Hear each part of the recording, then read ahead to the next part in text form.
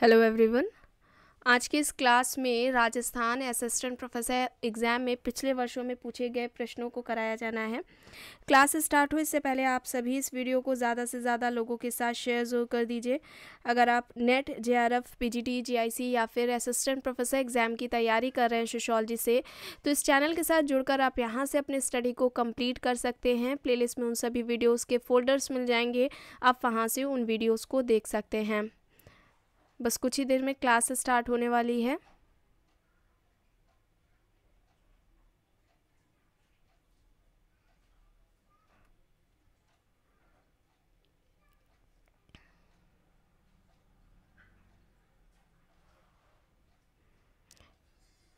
एक second. Okay, प्रश्न है वैज्ञानिक अवलोकन का अर्थ वस्तुओं को देखना है। ऑप्शंस दिए गए हैं उद्देश्य के साथ, अनेक उद्देश्यों के साथ, बिना उद्देश्य के या फिर महत्वपूर्ण बातचीत के। यहाँ पर सही विकल्प कौन सा होगा? राइट आंसर यहाँ पर क्या होगा? वैज्ञानिक अवलोकन का अर्थ वस्तुओं को देखना है उद्देश्य के साथ, अनेक उद्देश्यों के साथ या फिर बिना उद्देश्य के या महत्वपूर्ण बातचीत के लिए। और यहाँ पर सही होगा उद्देश्य के साथ। ऑप्शन ए यहाँ पर राइट होगा। और जो सामाजिक अनुसंधान है, सोशल रिसर्च है, इससे रिलेटेड भी क्वेश्चंस कराए गए हैं और सोशल रिसर्च के नाम से भी आपको प्लेलिस्ट में फोल्डर मिल जाएगा। और जितने भी यहाँ पर इस चैनल पर क्लासेस ली गई हैं, टॉपिक्स कंप्लीट कराए गए हैं, उन सभी का फोल्डर बना दिया गया है। प्लेलिस्ट में आपको सारे फोल्डर्स मिल जाएंगे, आप वहाँ से सारी क्लासेस देख सकते हैं, कॉन्सेप्ट सारे आप अपने कंप्लीट कर सकते हैं। एक आप अभी इस समय क्लास देख रहे हैं और एक 5 बजे क्लास होती है और उसमें बिहार स्टेट के साथ साथ पीजीटी एग्ज़ाम से रिलेटेड जो क्वेश्चंस है वो कराए जा रहे हैं। तो जितने भी लोग पेपर देने वाले हैं वे सभी 5 बजे वाली क्लास को भी ज्वाइन कर सकते हैं। नेक्स्ट है वह पद्धति जिसमें प्रश्नों का उत्तर स्वयं उत्तरदाताओं द्वारा लिखा जाता है कहलाती है। ऑप्शंस है साक्षात्कार, प्रश्नावली, अनुसूची, वैदिक अध्ययन। वह पद्धति जिसमें प्रश्नों का उत्तर स्वयं उत्तरदाता द्वारा लिखा जाता है, उस पद्धति को क्या कहा जाएगा? प्रश्नावली कहा जाएगा। ठीक है, बी यहाँ पर सही होगा। प्रश्न है एक सामाजिक इकाई के संपूर्ण अध्ययन हेतु कौन सी पद्धति का प्रयोग किया जा सकता है? प्रश्नावली, वैदिक अध्ययन, अवलोकन, अनुसूची। एक सामाजिक इकाई के संपूर्ण अध्ययन हेतु कौन सी पद्धति का प्रयोग किया जा सकता है? देखिए यहाँ पर सामाजिक इकाई के संपूर्ण अध्ययन की बात हो रही है और उसके लिए केस स्टडी मेथड का यूज़ किया जाएगा। ऑप्शन बी यहाँ पर राइट होगा। प्रश्न है निम्न अनुसंधान चरणों का सही क्रम बताएं। सही विकल्प क्या होगा यहाँ पर? देखिए अनुसंधान जो अभिकल्प है रिसर्च डिज़ाइन, फिर तथ्य संकलन करेंगे, तथ्य संसाधन और तथ्य विश्लेषण और निर्वचन यहाँ पर आएगा। ठीक है, तो यहाँ पर एक सेकेंड, ऑप्शन ए यहाँ पर राइट आंसर हो जाएगा।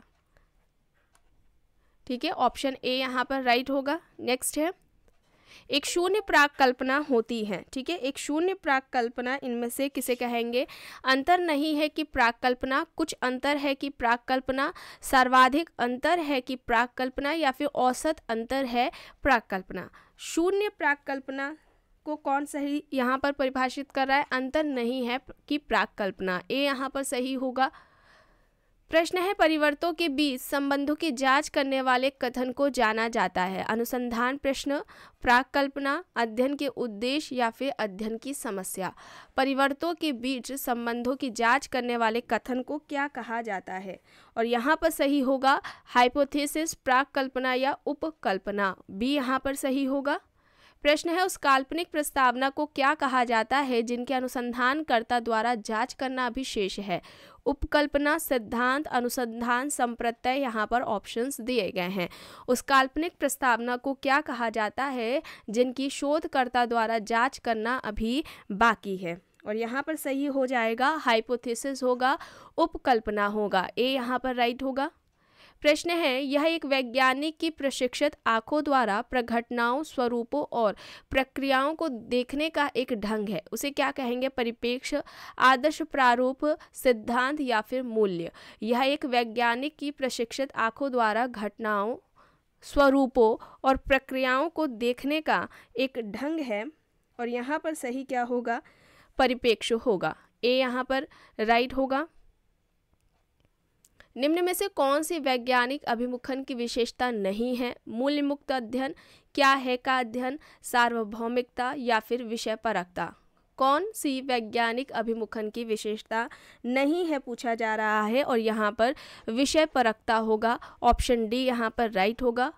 प्रश्न है समाजशास्त्री परिप्रेक्ष्य का कौन सा एक आधार नहीं है? तथ्य, चर, अवधारणाएं, पूर्वाग्रह। देखिए समाजशास्त्री परिप्रेक्ष्य का एक आधार नहीं है पूछा जा रहा है, और यहाँ पर पूर्वाग्रह होगा। डी यहाँ पर राइट होगा। नेक्स्ट है साक्षात्कार निर्देशिका साक्षात्कार के दौरान किसके द्वारा प्रयोग में ली जाती है? उत्तरदाता, साक्षात्कार अधिकारी, सारणीकार या फिर सांख्यिकीविद। साक्षात्कार निर्देशिका साक्षात्कार के दौरान किसके द्वारा प्रयोग में ली जाती है?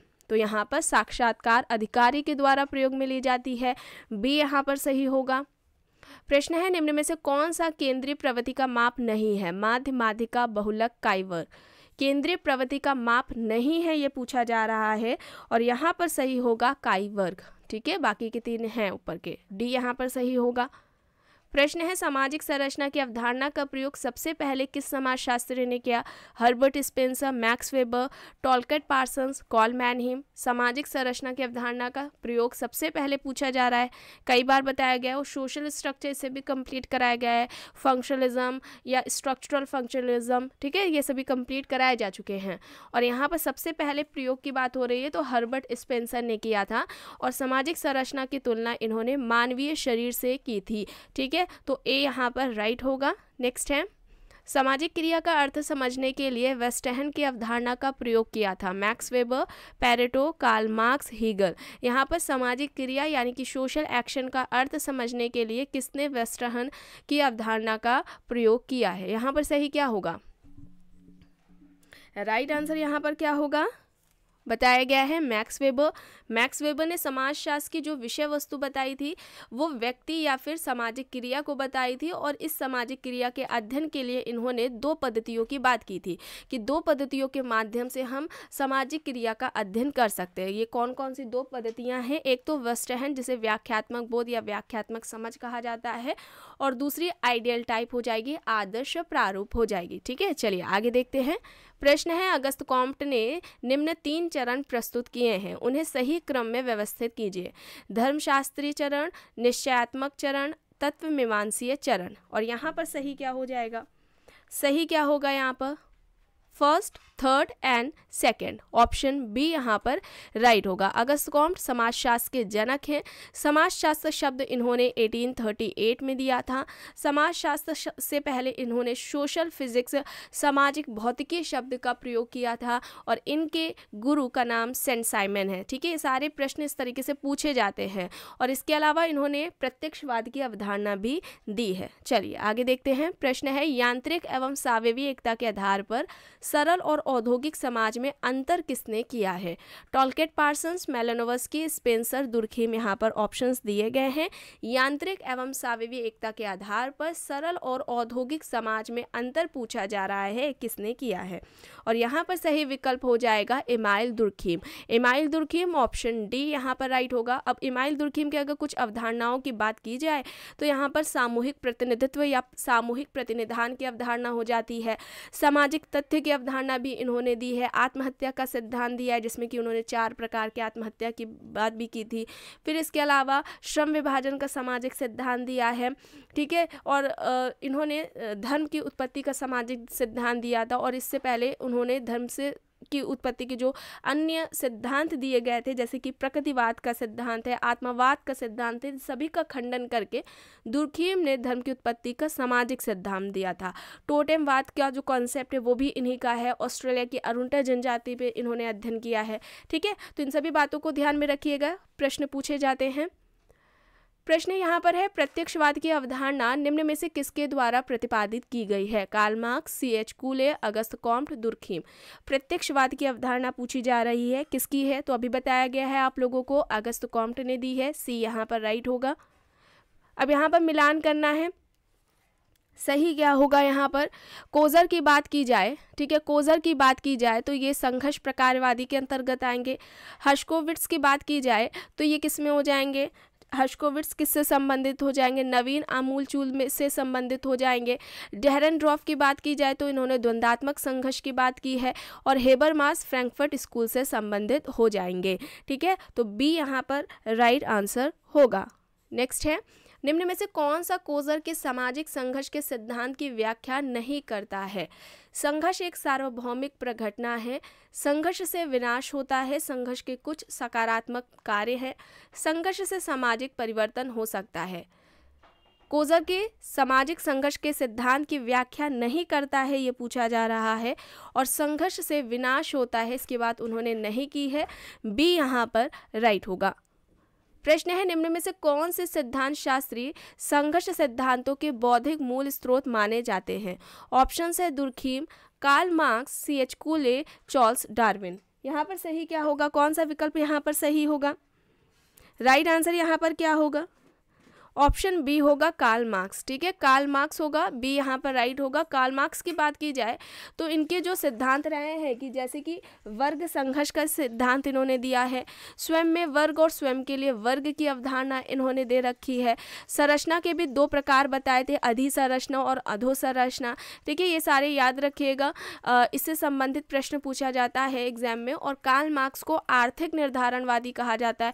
इन्होंने वर्ग को यानी कि क्लास को अर्थ के आधार पर, इकोनॉमी के आधार पर परिभाषित किया था, ये भी याद रखिएगा। चलिए आगे चलते हैं। प्रश्न है, किस समाजशास्त्री ने भाषाई दृष्टिकोण से मार्क्सवादी का आकलन किया और मार्क्स के आर्थिक निर्धारणवाद का खंडन किया है? Gramsci, Cohen, John Elster, John Roemer. यहाँ पर ऑप्शंस दिए गए हैं। सही क्या होगा? इनमें से किस समाजशास्त्री ने भाषाई दृष्टिकोण से मार्क्सवादी का आकलन किया और मार्क्स के आर्थिक निर्धारणवाद का खंडन किया है? और यहाँ पर सही क्या हो जाएगा? यहाँ पर ग्राम्सी हो जाएगा। ए यहाँ पर राइट होगा। नेक्स्ट है, यह सुझाव किसका है कि संघर्ष का समाज में प्रकार्यात्मक महत्व है? Randall Collins, Ralf Dahrendorf, Lewis Coser, Karl marks.